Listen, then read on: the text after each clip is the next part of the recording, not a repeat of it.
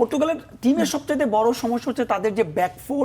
আপনি যদি কলম্বিয়ার সঙ্গে ম্যাচটা দেখেন, ব্যাক ফোরেই তাদের নুনো মেন্দিস, আলাদা যদি করে কথা বলি সেই নুনো মেন্দিস অর্থাৎ নেশনস লিগের নুনো মেন্দিসকে কিন্তু আর খুঁজে পাওয়া যাচ্ছে না। রোনালদো এবং মদ্রিচ দীর্ঘ একটা সময় একই সঙ্গে রুম ভাগাভাগি করেছেন, ড্রেসিং রুম ভাগাভাগি করেছেন, একটা দলকে তো বিদায় নিতে হবে। আপনাদের সাথে আছে মিস সারা মাহবুব, আর এখন আমার সাথে ম্যাচ অ্যানালাইসিসে যুক্ত হয়েছেন মাহবুব রিমন। রিমন, স্বাগত জানাচ্ছি আজকের স্টার প্লে আজকের আয়োজনে। দুর্দান্ত আরও একটা রাত গেল রাউন্ড অফ 32-তে। আমরা বেশ কিছু হাড্ডাহাড্ডি লড়াইয়ের কিছু ম্যাচ দেখেছি। যদি শুরু করি, কোন ম্যাচটা নিয়ে আমরা আজকের আলোচনা শুরু করব? নিশ্চয়ই সারা, আসলে স্বাগতিকদের নিয়ে আলোচনাটা শুরু করতে পারি। এবার বিশ্বকাপের জানি যে 3টা দেশে একসঙ্গে বিশ্বকাপ হচ্ছে। 2002 সালে কোরিয়া জাপানের পরে আবারও যৌথভাবে হচ্ছে এবং সেখানে আপনি দেখেন স্বাগতিকদের জয় জয়কার। আমেরিকা গতকাল রাতে বসনিয়ান হার্জেগোভিনাকে 2-0 গোলে হারালো। এর আগে প্রথম রাউন্ড অফ 32-তে আমরা দেখেছি কানাডা 1-0 ব্যবধানে সাউথ আফ্রিকাকে হারিয়েছে এবং মেক্সিকো তারা কিন্তু গতকালকে দারুণ একটা জয় পেয়েছে। সব মিলে স্বাগতিকদের কথাই বোধহয় বলা যায় আলাদা করে। এবং তারা যেটা বলছিলেন জয়কারটা আসলে তারা স্বাগতিক দলগুলো। জি, এরপরে যদি বেলজিয়াম এবং সেনেগালের একটা ম্যাচ হয়েছে, অসাধারণ ব্রেথ টেকিং একটা ম্যাচ, অদ্ভুত একটা ম্যাচ হয়েছে। যদি এটা নিয়ে আমরা আলোচনা শুরু করি, বেলজিয়াম প্রথমে পিছিয়ে থাকলো, সেনেগাল এগিয়ে থাকলো। এগিয়ে থাকার পরে শেষ মুহূর্তে বেলজিয়ামের যে দুর্দান্ত কামব্যাক, বিতর্ক আছে, বেলজিয়ামের দুর্দান্ত ফুটবল প্রদর্শনী আছে। কোথা থেকে আমরা কোন জায়গাতে আলোচনা, কি মনে হলো, কি পয়েন্টটা কোথায় ছিল?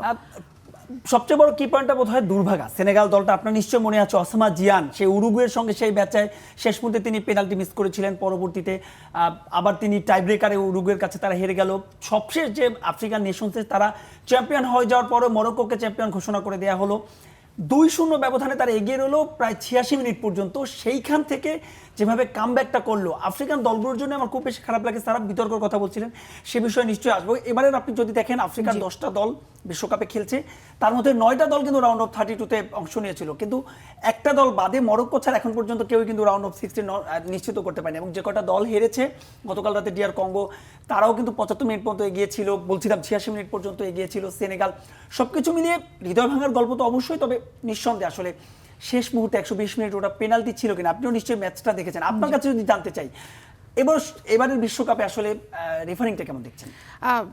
রেফারিং নিয়ে আসলে বিতর্ক যেটা শুরু হয়েছে মেসির সেই ফাউল থেকে, যেটা এরপরে ইংল্যান্ডের ম্যাচে একই কাট করে আজকে কিন্তু আমেরিকার রেড কার্ড খেয়েছে, সেম ফাউল। জি, ফিফা নতুন কিছু রুলস এনেছে এবারে বিশ্বকাপে। মুখে হাত দিয়ে কথা বললে রেড কার্ড, সেটাও আমরা দেখেছি, মানে প্রতিপক্ষের সঙ্গে হয়। জি, সেটা আমরা দেখেছি। ইংল্যান্ডের ক্ষেত্রে একরকম হয়েছে, রেড কার্ড যারা পেয়েছে সেই দলগুলোর ক্ষেত্রে একরকম হয়েছে। অনেক তর্ক বিতর্ক থাকবে, কিন্তু অন দ্য পিচ আপনার রেফারির সিদ্ধান্ত আপনাকে মেনেই নিতে হবে। এবং রেফারির সিদ্ধান্ত অনুযায়ী বেলজিয়ামের সৌভাগ্যের দিনে সেনেগালকে দুর্ভাগ্যটা বরণ করেই নিতে হয়েছে।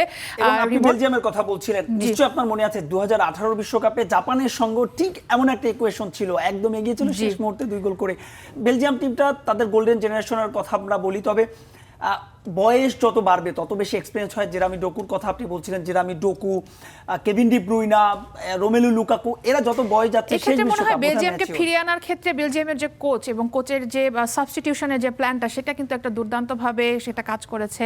ডি ব্রুইনার কথা বলছিলেন, শেষ মুহূর্তে তাকে তুলে নিয়ে এলো এবং সাবস্টিটিউট নেওয়ার পরে কিন্তু বেলজিয়ামের মনে হলো যে খেলার গতিটা কিন্তু দুর্দান্তভাবে ফিরে এসেছে এবং তারা যে প্রেস করলো সেনেগালকে, এবং অসাধারণ দুর্দান্ত ছিল। এবং বেলজিয়ামের আগের যদি আপনি একেবারেই একমত, বেলজিয়ামের আগের যিনি কোচ ছিলেন রবার্টো মার্তিনেজ, এই মুহূর্তে পর্তুগালের কোচ, এবং তার থিওরো অরি তার সহকারী কোচ ছিলেন।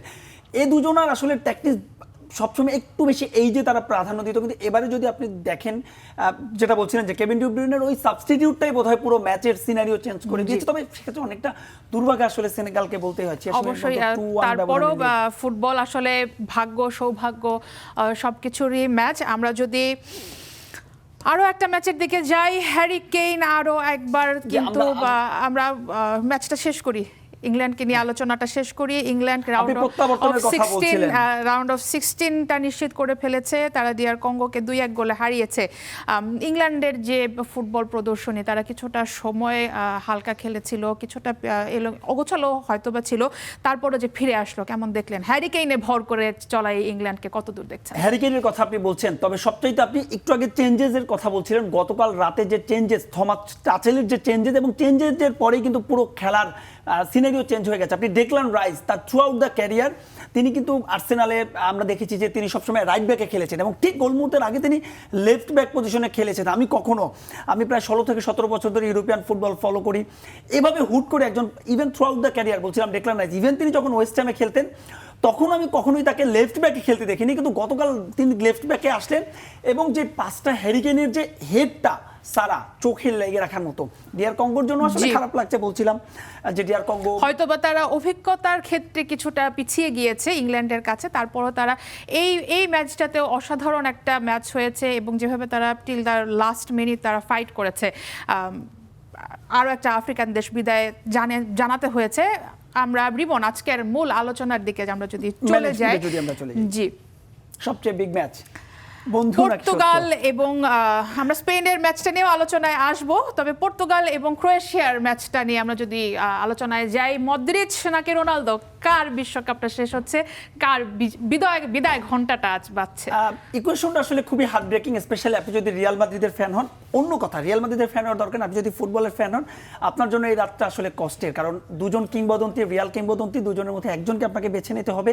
রোনালদো এবং মদ্রিচ দীর্ঘ একটা সময় একই সঙ্গে রুম ভাগাভাগি করেছেন, ড্রেসিং রুম ভাগাভাগি করেছেন, একটা দলকে তো বিদায় নিতে হবে। আপনি যদি সাম্প্রতিক সময়ের পারফরমেন্স করেন, দেখেন রোনালদো কিন্তু পর্তুগালকে একটা ইউরো জিতিয়েছে, 2টা নেশনস লিগ জিতিয়েছে। অন্যদিকে বিশ্বকাপের যদি আপনি কথা বলেন সেক্ষেত্রে কিন্তু ক্রোয়েশিয়া গিয়ে থাকবে। 2018 তারা রানার আপ, গেল বছর তারা থার্ড হয়েছিল, আমি আপনার রিপোর্টটাও দেখছিলাম। সবকিছু মিলিয়ে আপনি যদি বাজির কথা বলেন, ধারে কিংবা ভারে আমি পর্তুগালকে এগিয়ে রাখবো। তবে তারপরও আমার কি মনে হচ্ছে আজকের খেলাটা কি রিবন মাঝমাঠ থেকেই কি নির্ধারিত হবে কিনা? আপনি যদি ক্রোয়েশিয়ার মিডফিল্ড দেখেন, অবশ্যই পর্তুগালের মিডফিল্ড নিয়ে আমরা অনেক কথা বলেছি, এই বিশ্বকাপে অন্যতম শক্তিশালী একটা মিডফিল্ড।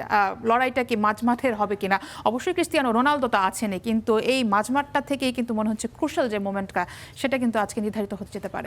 মাঝমাঠের কথা বলছেন, এখানে একটু ব্যাক সাইডে বোধ হয় কিছুটা ক্রোয়েশিয়া তারা কিছুটা পিছিয়ে থাকবে, কারণ আপনি যদি লুকা মদ্রিচের কথা বলেন, 40-এর বেশি বয়স হয়ে গেছে এবং 3টা যে ম্যাচ খেলেছেন তার মধ্যে 2টাতেই তিনি সাবস্টিটিউট হয়েছেন।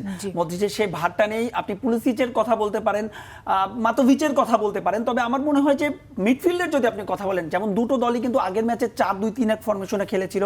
পর্তুগালও যে ম্যাচ, পর্তুগাল উজবেকিস্তানের ম্যাচটা বাদ দিলে যে দুটো ম্যাচ তারা ড্র করেছে, ডিআর কঙ্গো এবং কলম্বিয়ার বিপক্ষে, দুটোই কিন্তু 4-2-3-1 ফরমেশনে খেলিয়েছিল। আজকের ম্যাচও আমার মনে হয় যে পর্তুগাল খেলাটা তো আসলে খুব স্বাভাবিকভাবে, আপনি মাঝমাঠের কথা বলছেন, আপনি যদি পর্তুগালের টিমের সবচেয়ে বড় সমস্যা হচ্ছে তাদের যে ব্যাক ফোর। আপনি যদি কলম্বিয়ার সঙ্গে ম্যাচটা দেখেন, ব্যাক ফোরেই তাদের নুনো মেন্দিস, আলাদা যদি করে কথা বলি, সেই নুনো মেন্দিস অর্থাৎ নেশনস লিগের নুনো মেন্দিসকে কিন্তু আর খুঁজে পাওয়া যাচ্ছে না।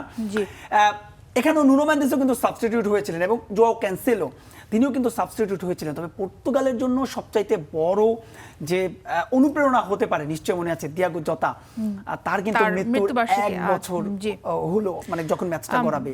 আমার ক্ষেত্রে এই ক্ষেত্রেও হয়তো বা পর্তুগাল কিছুটা এগিয়ে থাকবে, যেহেতু তারা কিছুটা আবেগ নিয়ে খেলতে নামবে। পুরো বিশ্বকাপটাই তারা যে দিয়াগো জতাকে আসলে সাথে নিয়ে এই বিশ্বকাপটা পার করছে। তা রিমন, আপনি ব্যাক ফোরের কথা বলছিলেন পর্তুগালের, ক্রোয়েশিয়ারও যদি ডিফেন্স লাইনের কথা বলি, আজকে কিন্তু তাদের একটা বড় ভূমিকা আছে, যেহেতু সামনে থাকবেন ক্রিস্টিয়ানো রোনালদো, ব্রুনো ফার্নান্দেজ। সবচেয়ে বড় ভূমিকা বোধহয় প্যারিসিচের জন্য, অভিজ্ঞ 2টো বিশ্বকাপ খেলেছেন প্যারিসিচ। রোনালদোকে দেখেন, ক্রিস্টিয়ানো রোনালদো আসলে এমন একটা ফুটবলার, আপনি যদি স্পেস দেন কি হতে পারে। গতকালকে হ্যারি কেন সেটা প্রমাণ করেছেন, উসমান দেমবেলে প্রমাণ করছেন, কিলিয়ান এমবাপ্পে প্রমাণ করছেন। রোনালদো 2টো গোল করেছেন এখন পর্যন্ত উজবেকিস্তানের বিপক্ষে ম্যাচে, বাট রোনালদো আসলে বিগ ম্যাচের প্লেয়ার এবং আজ কিন্তু বিগ ম্যাচ। সবচেয়ে উয়েফা নেশনস লিগও আপনার মনে আছে, যখন স্পেনের সঙ্গে পিছিয়ে পড়েছে ক্রিস্টিয়ানো রোনালদো কিন্তু জোড়া গোল করে ফিরিয়েছেন।